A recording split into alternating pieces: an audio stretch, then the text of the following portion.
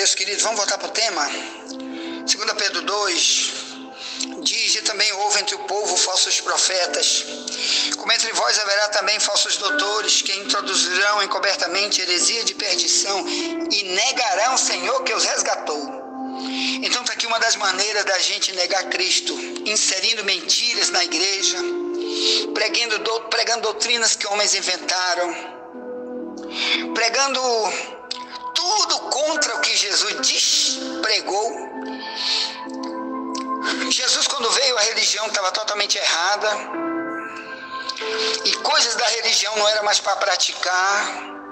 E Jesus então confrontou muitos atos. Aí vem depois do cristianismo pronto, anos e anos de cristianismo, se levantaram muitos falsos profetas, e com ensinos falsos, muitas vezes trouxeram ensinos religiosos que nada tem a ver com a doutrina que Cristo deixou, nada tem a ver com a doutrina dos apóstolos, com os ensinos que os líderes de igreja primitiva deram, como Paulo, Pedro, João, etc.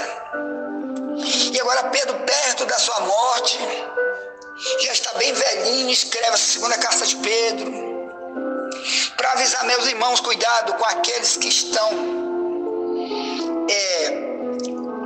encobertamente ensinando heresia de perdição, porque eles estão negando Cristo. Então, o que é encobertamente? Querido, aquele que não conhece a Bíblia, está nas igrejas como membro de igreja, ele não vai saber quando o seu líder está trazendo doutrina, que na Bíblia chama de doutrina de demônio. 1 Timóteo 4, 1 e 2, que no fim dos tempos muitos vão apostatar da fé, dando ouvidos a espíritos enganadores e a doutrina de demônio. Aí ele diz: pela hipocrisia de homens que falam mentira, tendo sua mente cauterizada. Então, quem não conhece a Bíblia não tem como descobrir se ele é um idólatra, se aquilo é mentira que ele está ensinando, se adorar ídolo nas igrejas, como está o catolicismo, que o padre só ensina isso. Vamos buscar a Virgem Maria, vamos pedir para Nossa Senhora, vamos ser fiel a Nossa Senhora. Você não sabe, porque não conhece Bíblia, não lê Bíblia. Eles não querem que tu leia nada disso, porque o que eles querem é introduzir coisas. Quais coisas?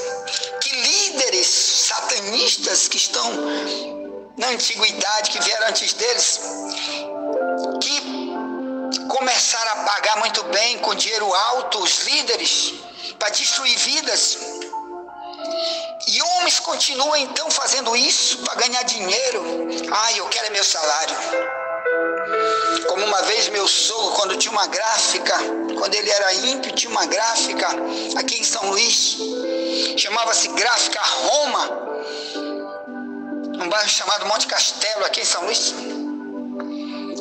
E quando ele era ímpio, ele fazia sempre artigos em papel que ele fazia para ajudar uma igreja católica. E o padre sempre vinha, o bispo, líder principal da igreja do Monte Castelo, vinha: olha, vamos fazer aquele santinho assim, assim, vamos fazer aquela lembrancinha escrita assim, assim, com a foto do santo não sei quem, do santo expedito, da santa não sei quem. Então todo ano ele fazia.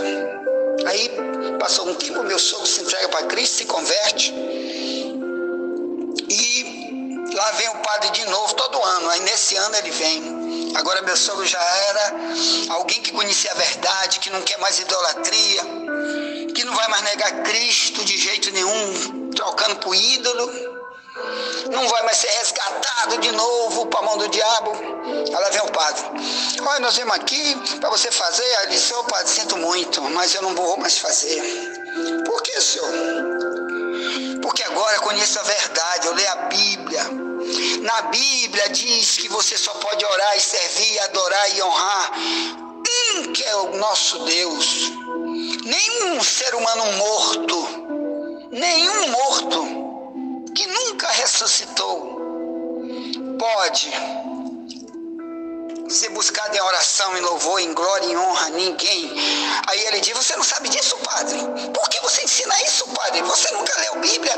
Aí o padre disse, eu sei, mas se eu ensinar isso, eu perco meu emprego, eu não ganho mais meu salário, eu vou ficar desempregado. Então eu tenho que continuar. Isso é tradição da igreja, que ele diz. É tradição. Então, a tradição eu não posso deixar de ensinar. Aí ele diz, quer dizer que você prefere o dinheiro do que a tua salvação? Você sabe que tu é um homem perdido, padre. Você está preso na mão do diabo por causa de dinheiro, padre, mentindo, enganando. Você está colocando heresia de perdição. Você está negando Cristo. Falou um bocado de coisa para ele, mas ele disse, mas eu vou ter que continuar. Vou procurar outra gráfica. E foi atrás de outra gráfica e continuou fazendo o festejo para o diabo. Porque para o ídolo é para o diabo. Assim que diz a Bíblia, 1 Coríntios 10. Tudo que é para ídolo é para Satanás. Então, meus irmãos, muitos vão negar a Cristo por causa de dinheiro. Mas tem outros que negam por causa de outros problemas. Aqui, por exemplo, no livro de Mateus 26, 34, Jesus diz para Pedro, Pedro, antes que o galo cante, 3 vezes tu vai me negar. Aí Pedro diz, eu não, Senhor, eu vou contigo até para a morte. Pois tá bom, então tu vai ver. Aí lá na frente prenderam Jesus. Prenderam ele. Aí perguntaram, aí Pedro seguia ele. Aí chamaram Pedro e disse, tu não estava com ele? Eu? Sabe por quê? Que ele disse, eu não. Tu não conhece ele? Eu não. Rapaz, tu fala igual ele. Tu é do povo dele? Não, eu não. Então ele negou 3 vezes. Aí o que aconteceu? Por que ele fez isso, irmão? Porque naquela época a tentação era terrível. Eles perseguiam, eles matavam, eles batiam qualquer um que seguisse Jesus. Era igual se você está num país muçulmano hoje. Se você aceita Cristo, você tem que fugir daquele lugar, vai embora, porque senão eles lhe matam. E você fazer uma igreja escondida ali para pregar, eles vão lhe matar. Mas primeiro vão lhe torturar muito.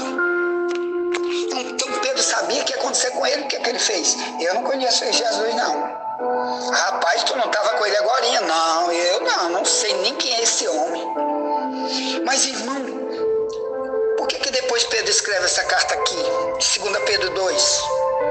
Aqui está falando de um tempo de dezenas e dezenas de anos depois que isso aconteceu. Pedro negou Cristo quando ele era o quê? Ainda um homem carnal.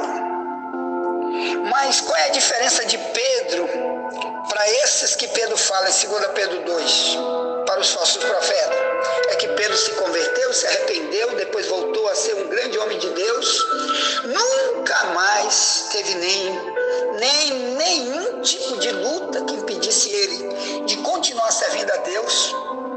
Mesmo a igreja primitiva sendo muito perseguida, Pedro foi perseguido muitas vezes, foi preso várias vezes como cristão, e ele nunca negou a Cristo. Foi surrado muitas vezes. Depois, lá na velhice dele, diz a história, não a Bíblia, porque tem coisa que não está escrita na Bíblia, está apenas na história. Então a história diz que crucificaram Pedro de cabeça para baixo. Ele disse, olha, não quero, vocês vão me crucificar, vão, porque você é cristão, nós somos perversos contra o cristão, odiamos, vamos te matar. Ele já bem velho, depois de ter escrito essa carta aqui, 2 Pedro.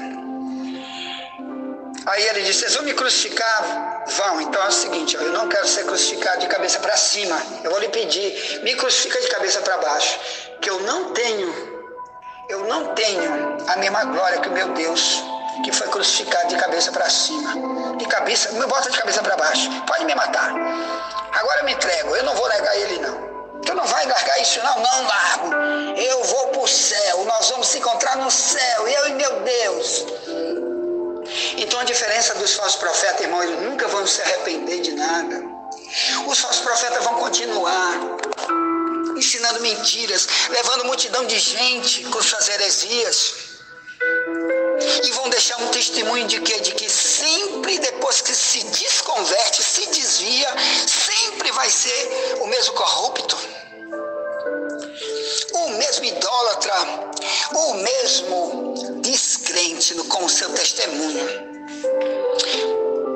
Por que Pedro disse que não ia negar Cristo?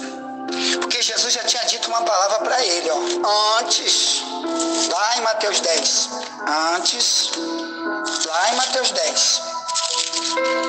Ele disse o quê? Se tu me nega, eu vou te negar. Olha aí que coisa terrível. Se tu me negar, pode ser Pedro, Paulo, João, qualquer um, eu te nego. Ou melhor, se tu disser que não me conhece, um dia eu vou te dizer, eu também não te conheço. Então, Mateus 10, 33 em diante diz: qualquer que me negar diante dos homens, eu negarei também diante de meu Pai que está nos céus. Pronto. Então, olha só.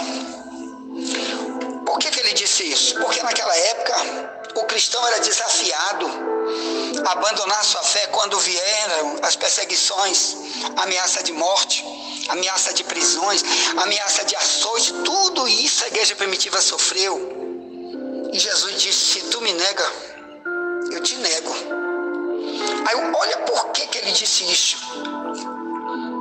Mateus 10,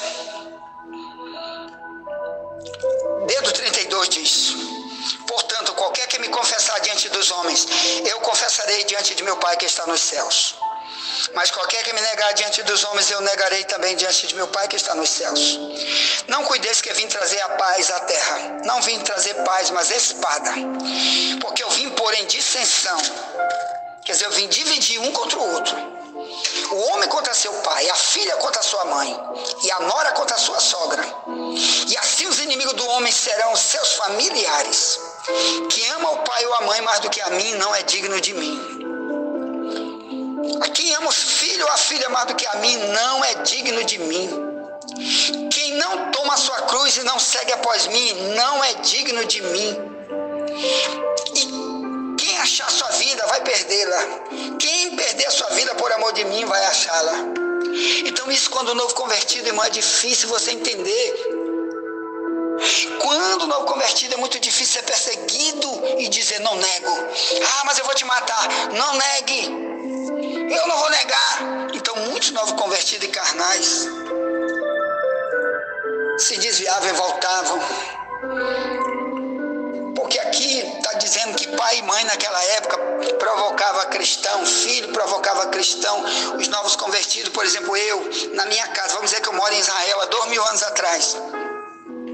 Por que ele disse que eu vim trazer espada, um contra o outro, pai contra filho? Eu não trouxe paz. Você está falando que a paz aqui nessa situação, tá? Porque a Bíblia prega o evangelho da paz, de reconciliação, de paz um com os outros. Aqui, exatamente aqui, ele disse: não trouxe paz. Como? Você mora em Israel ou num país muçulmano? Israel hoje não é assim, mas antigamente era. Se um se converte, ele tinha que fugir. Ah, meu filho, nega que tu é cristão para te poder ficar em casa. Ou então eu vou te entregar para as autoridades, tu vai ser preso. Porque é proibido ser cristão em Israel naquela época, na época de Cristo. E ele disse: não, mamãe, eu tenho convicção, vai para o céu. Minha religião não vai me salvar, quem vai me salvar é Jesus. E eles continuavam. Irmão, hoje, viu? Nós temos negado Cristo por menos. O Brasil não sofre a perseguição que sofre, por exemplo, tem um grupo chamado Portas Abertas, que ajuda as missões no mundo inteiro, nos países perseguidos, onde o evangelho não pode ser pregado, é proibido, onde eles matam missionários, destrói a igreja, toca fogo. Então existe um grupo chamado Portas Abertas, e eles falam da igreja perseguida. Você pode botar aí no YouTube, ó, a igreja perseguida, missão Portas Abertas, para você ver o que eles estão passando nesses países muçulmanos, na Coreia do Norte, na China, viu? O que eles passaram em Cuba, e agora na Venezuela, em outros países onde o diabo está mandando e está fechando igreja pelo sistema, viu? Que cada vez vai chegando mais perto do que a Bíblia chama de que um dia vai ter a grande tribulação, que vai ser milhão de vezes pior do que qualquer perseguição que já está acontecendo no mundo. Jesus disse que vai acontecer uma grande tribulação, mas hoje já tem multidão de gente sofrendo pelo evangelho. Ou melhor, eu sei que eu estou num país onde eles me matam, minha própria mãe me odeia, meu pai me odeia, minha mulher, meu filho, meu irmão me odeia se eu me converter. Viu, vai ter espada contra mim, quer dizer, morte contra mim, mas eu vou ser cristão, minha salvação está em jogo.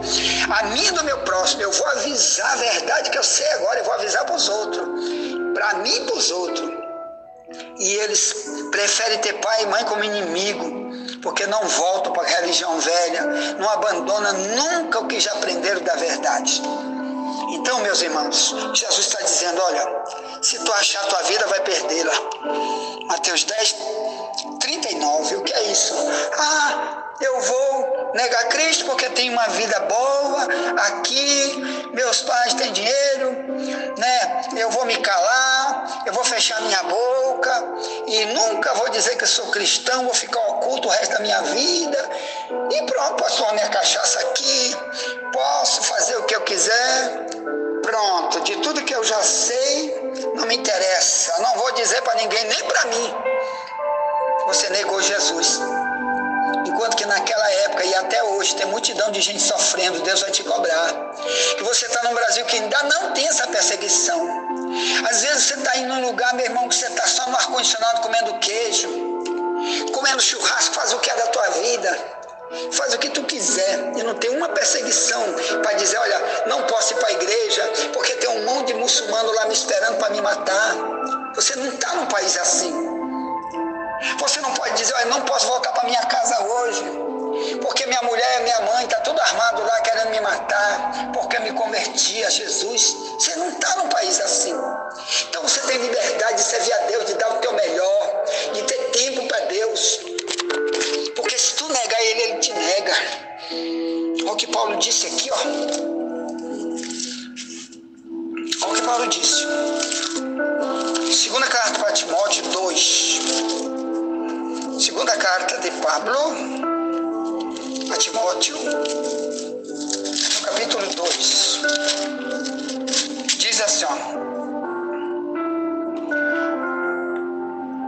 verso 8 em diante diz, lembra-te de Jesus Cristo, que é da descendência de Davi, ressuscitou dos mortos, segundo o meu evangelho, pelo que sofro trabalhos e até prisões, como de um malfeitor. Mas a palavra de Deus não está presa. Portanto, tudo sofre por amor dos escolhidos, para que também eles alcancem a salvação que está em Cristo Jesus em glória eterna. Verso 11 diz, palavra fiel é esta, que se morrermos com Ele, também com Ele viveremos. Se sofremos, também com Ele reinaremos. Se o negarmos, também Ele nos negará. É o verso 12, 2 Timóteo 2. Se o negarmos, também Ele nos negará. Se formos infiéis, Ele permanece fiel. Não pode negar-se a si mesmo. Então, meu querido e amado irmão, aqui está dizendo, olha, o Paulo diz, rapaz, já sofri tanta luta, tanta guerra, e eu estou preso agora. Quando ele escreve a carta para Timóteo, ele estava preso, por causa do evangelho, era proibido, sempre Paulo estava preso, e apanhava, sofria, e ele diz, mas a palavra de Deus não está presa. Por quê? Porque ele estava escrevendo dentro da cadeia.